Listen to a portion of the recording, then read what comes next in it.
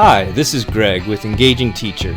I'm starting a new TpT store, and guiding me through the process will be Rebecca. She started her TpT store over 5 years ago and has agreed to answer my questions and share her experiences running an online business. I finished some new products and would like to make some static pins and video pins to advertise my new stuff so people know about it. So I was wondering if you could show me how to turn my covers that I've already spent time and design ideas on into pins to make it kind of an easy transition and to relate to my new products. Yeah. So let's bring up your covers. So this was for your entire year, and I think that's probably the easiest thing to advertise for right now. Okay. So your cover, in order to take up the most real estate on TpT, is square. Right. But your pin needs to be a different aspect. It needs to be a 2-to-3 ratio. So it needs to be longer than it is wide. Okay. Okay. So you can certainly create a pin from scratch, but you have everything that you need in here. So let's just take this.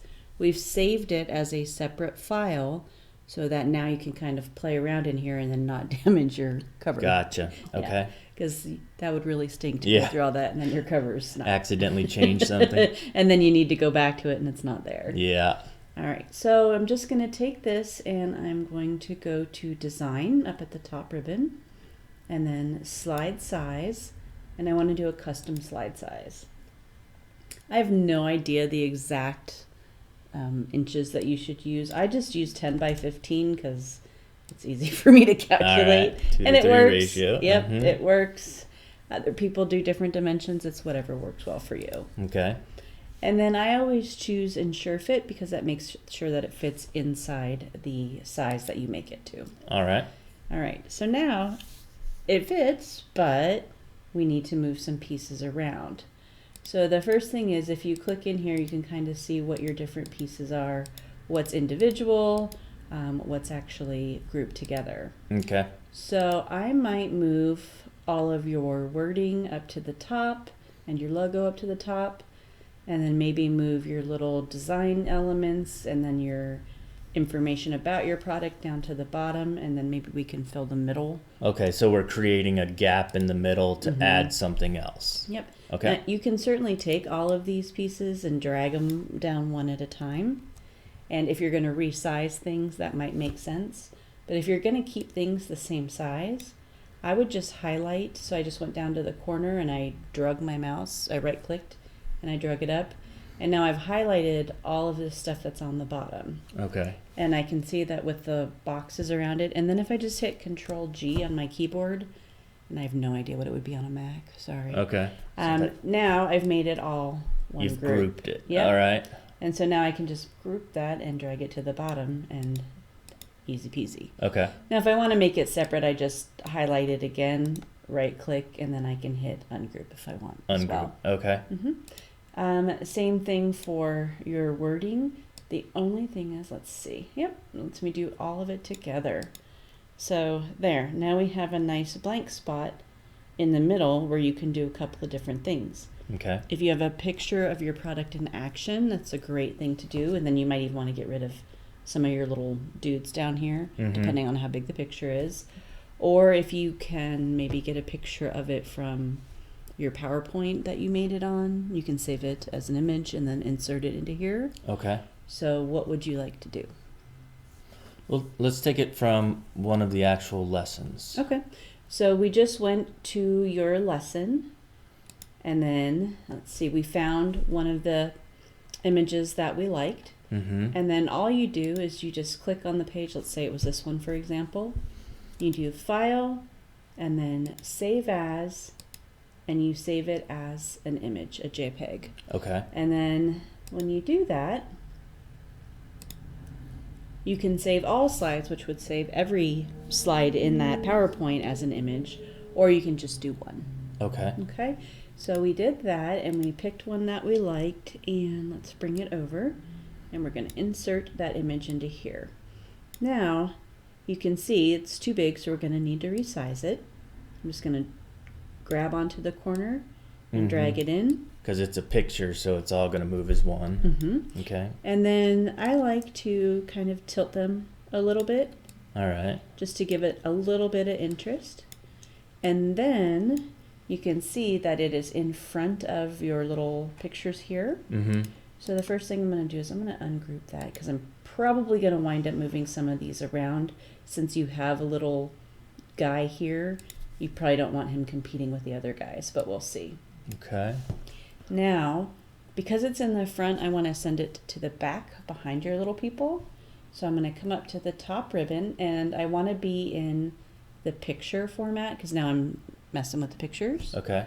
And then I can send it back just one level at a time, or I can send it all the way to the back, which in this case it is anyway. Okay. Okay.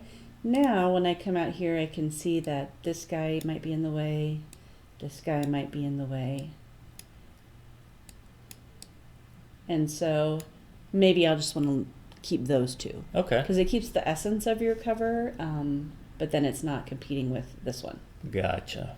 Now you can do a couple more things with this. With pictures, you can, up here they have a whole bunch of preset things that you can do with the picture. Oh, borders and shading. Okay. Or you can just come up here to picture effects and you can choose individual things. So you can do the shadow. We've talked about the shadow before. You can do a reflection, which I don't think would be effective here. You can do a glow, which meh. If you want to soften the edges to make it so that it kind of just fades in. Oh, wow, that's neat. And then you could do lots of different bevels, which really isn't as effective here on this type of picture. Okay. And then if you need to rotate it, which oh, wow. just depending on what your needs are, you can certainly do that as well. I like to look up here. Pretty much the preset ones are usually what you need. I mean, okay. Were there any of them that you liked that? And then there's actually some more here too. Do you think making it an oval would, work, or since everything else is square, or is that? So I do like the idea of an oval, but if you look, it cuts out some of your information in the little guy. So I would say probably not. I would keep it to a rectangle. Okay, all right, that makes sense. Maybe just a small border around it like that.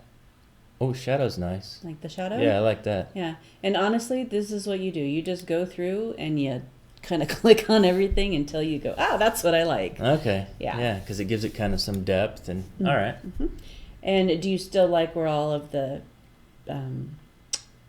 pictures are, the wording is? Okay. Because we have our information about the logo, which is properly sized. We have, all the information about the product. I color coordinated my years, so they're blue. So yeah, it has everything I want, and it doesn't look too busy, I don't think. And do you still like this guy over here, or would you, because you want to give your customers an idea of, hey, this is good. Thumbs up. Yeah, I like that. Okay, so let's get rid of the little guy pulling the thing. Okay. Excuse me, and you can, you might not want to do it for this one, but you can also, don't forget, you can resize stuff and bring it forward. So just so you know, don't be stuck by the size that it already is. Okay. I don't think it works for this one, but all right. Just in the future. And what did you just do there to get back to where? I hit Control Z. Control Z is your very best friend in PowerPoint. Okay. Inevitably, you will make some blunder, and don't worry, you can just undo it with Control Z. Okay. Or undo, which is up here on the ribbon. Gotcha. Yep.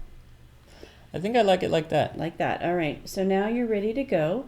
So just like we did before to get this picture, you're just going to save this as an image. So Okay. File, Save As, and then let's call this 4th grade pin.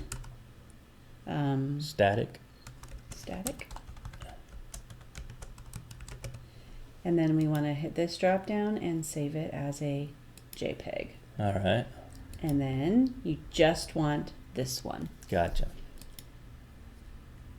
All right. And you are done. All right, so now I can take this and post it to Pinterest to make a pin. Exactly. Great. Thank you very much. My pleasure.